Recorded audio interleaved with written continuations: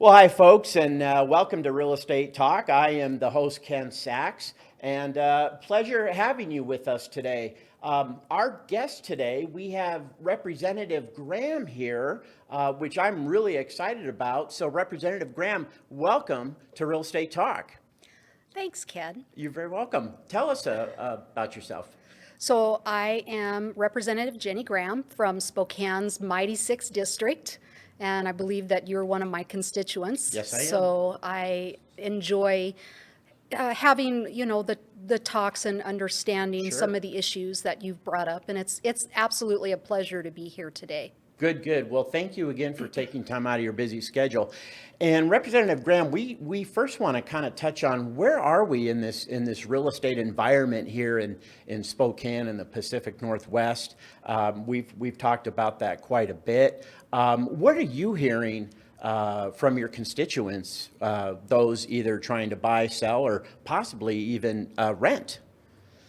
So there's obviously a different gamut. It just kind of depends on where you are. If you're selling a house, things are good right now. Yes, they are, but most sellers do have to buy. If you're buying a house, maybe not quite as Right. good. If you're renting, things are tough. I have had quite a few constituents that have called very concerned about their rents really skyrocketing right now. And it's frustrating because the cost of everything is obviously more than what they're making. Sure. And it just seems to be no end in sight with multiple things across the board. As far as rent, though, I think probably the number one thing that I'm seeing at this point is landlords need some stability. Sure. They don't have any stability in their market as far as knowing from one minute to the next what's going to end up happening, as far as what new laws are coming out that are affecting them that they're trying to keep up with, and then also these mandates that keep hitting them, not knowing whether it's state or federal that we're experiencing right now. And they, depending on if it's a mom or pop landlord or somebody that owns Right. more property, they're also being affected a little bit differently because a lot of the mom and pops are just like us. They don't have a whole lot of money ahead. This is their retirement. And I think that one of the saddest things that I'm seeing with this is we do have good landlords. Yes. And so that extra money is helping them in their retirement age, and it's providing a good home for somebody that really needs it. And now those opportunities are becoming less and less Yes, they because are. these landlords cannot continue to keep doing what they're doing, so they're having to sell these properties. Sure. And when you say stability, I think as a landlord, I'm a landlord, is am I gonna receive rent? Am I not gonna get rent? Right. I've got property taxes coming up. Those taxes are increasing, my insurance, Yes. and I don't know if I'm going to receive rent, and I don't know that what my options are if I don't receive any rent. It seems like I might have my wrist tied where I can't do anything. So is that what you mean when you refer to stability for a landlord? Stability, yeah, for absolutely. And the other thing I think that's really important that I've also seen is because there are so many things changing, you have landlords that are trying to keep up with all of these new laws that have passed. Yes. And part of what also has been an issue, and we'd asked for the ability for a landlord to cure. So if there is a problem that they were unaware of and they learn, Sure. give them an opportunity to cure it. Give them an Absolutely. opportunity to fix it before you impose double, triple fines, Sure. which again, that money is going to have to come from somewhere. Right. Right. So that increases rates. Right. And it's this vicious circle that just seems to be getting worse. As again, we have less properties now because more of the landlords are being forced. They're either losing their property or they're being forced to sell it. Yes, they are. I can tell you I've had a handful of my transactions were from mom and pop landlords who they're done. They can't keep doing this. So, we talked before the show, how did we get here? And we talked about supply and demand. And so if I'm a landlord and I can't take this anymore, so I go to sell my house, well, that rental unit now is off the market because it's being purchased by somebody who's going to live in it. I've just further reduced the inventory, which puts further upward pressure on rents, when I think a lot of the legislation, those are like, it may not be considered that could happen. Like that was an unintended consequence. I mean, how did we get here? Obviously, the pandemic probably has something to do with it. But what are some other thoughts? What are you hearing? Like, how did we get to this situation? Well, I think, part of what I have seen happen is you have the tenants union, and I think that they mean well, and Sure. we understand that there are some individuals that shouldn't do some of the things that they've done, and we should be able to hold them individually accountable if they're doing some things that are not right. Yes. But I think that, it's fair to say that we have two sides of the same coin. So we have a few problem landlords, and we do have a few problem tenants. Sure. And this kind of goes hand in hand with a tenant or a constituent that I had that called. And she's long-term, good tenant, always pays on time, and her rent is going up. She doesn't make a whole lot of money. She's understandably really concerned. Sure. Because she's wanting to retire. And it doesn't matter at this point that she's been there long-term, she does pay, because there's other people that are not. Right. And it's just similar to, when you go to the grocery store. Because of the theft that is rampant that's happening, the next time you go to the grocery store, your stuff's going to be more expensive, right? Because those costs that the business has to be able to weather, which means that's going to drive those costs up. Sure. And and then of course you've got the supply and demand part of it. Right. So the more you have of something, the more there is to pick from. That's going to help keep those costs down. Right. And this is part of what we're running into, is that at the state level, and I, as a legislator, signed up for one of the public meetings that they had. Okay. I took the time, I made the time. I was the only legislator that showed up to hear what was on the tenants' mind, because it's important. I Wow. care. You were the only legislator. I was the only legislator there. And when they found out that I was Republican, I was asked to leave.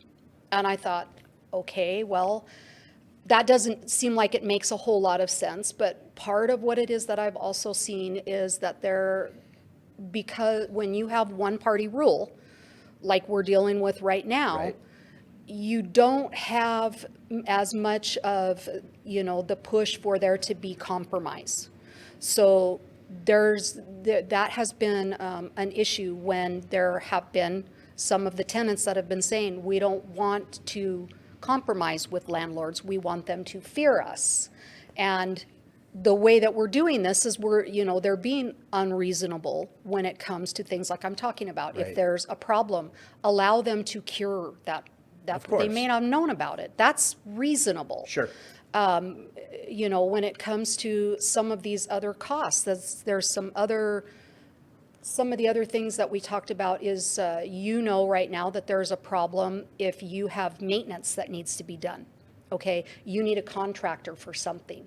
So these landlords have a certain amount of time that they have to get something fixed. Well, what do they do if they can't find somebody to fix it? Right. And it can't be them doing it. So that's what I'm saying is, we were trying to work with some solutions as far as, okay, we know that these are some things that have to be done. Work with us, kind of meet us here in the middle so that these things are being done so that you have a place to live. Because as upset as people are right now about prices and stuff increasing, I would venture to say they're going to be even more upset when the landlord ends up selling that property because they cannot continue. This is not sustainable. No, it's not. With what's going on right now. It's just not. There's going to reach a breaking point, and then, what happens? Where do they go? Right, right. So what does it look like looking forward, and any kind of relief in sight? I mean, we have a few minutes left. Where do you see this going? Well, I know that we're committed to coming back to, because I'm on the Civil Rights and Judiciary Committee Okay, as an assistant ranking member. And so these issues are something that we are committed to continue working on. We are going to continue calling for both sides to come to the table and to work out some solutions that are fair to both sides. sure. I think that, maybe we're now starting to reach that point where we've been saying for a while, there's going to be some unintended bad consequences if things keep going the way that they're going. Right. And, there are things that we can do that, we've offered legislation that was rejected by the majority party. So we're obviously going to be trying to come back with more of that as things continue.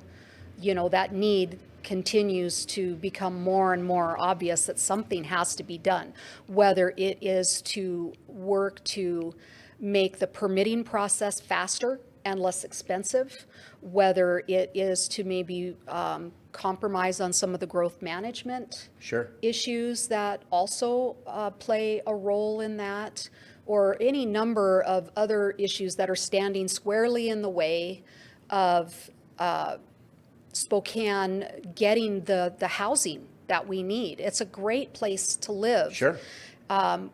I think that one of the things I'm paying attention to, because I raised my kids here, is that when these costs are going up, our children can't afford to stay here. Right. We have other people that are moving in because they're not safe in other places. They want a nice, safe place to live. They're coming here. It's driving those costs up. So now our children are being pushed out, or we have elderly people that are being taxed out of their homes. Right. So I know that this is something that, we do have solutions for, and we will be coming back to the table with those. Yeah. What we really do need, though, is we need support from the community. Sure. And I was just thinking that, like, I'm listening to the show and you have my attention and I want to get involved. I want to be part of the solution, not part of the problem. What can I do? So if you go to ledge.wa.gov, ledge.wa.gov. right, you can pull up, I'm Republican, you can pull up the Republican page.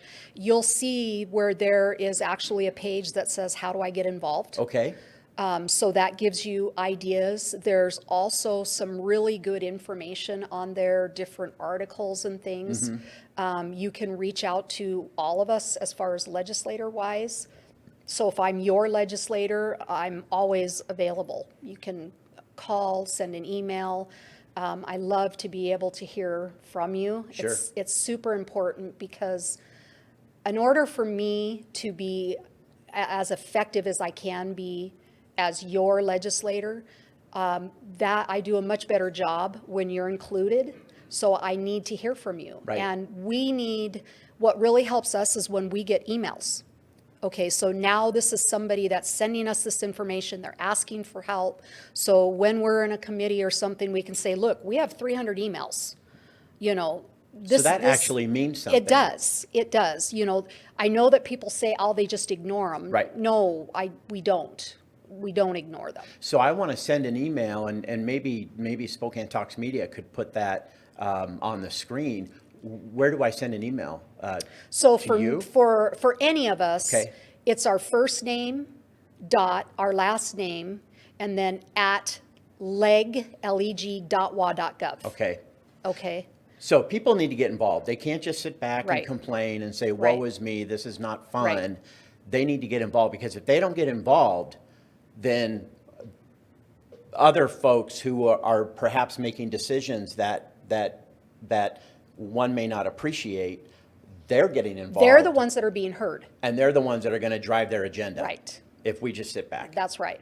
So we've got to have more of that input. If they're spending time on Facebook, complaining or with neighbors or Right. whatever, take that same energy Right. and turn it around to do something positive and make sure that you're being heard. Great. I love that. I love that. My guest today, folks, Representative Graham, and thank you for joining me today in Real Estate Talks. You're welcome. Thank you. You bet. And folks, thank you for listening. As always, if you have ideas for the show, reach out and let us know. But we will see you again. And this is Real Estate Talks with your host, Ken Sachs. Thank you for listening.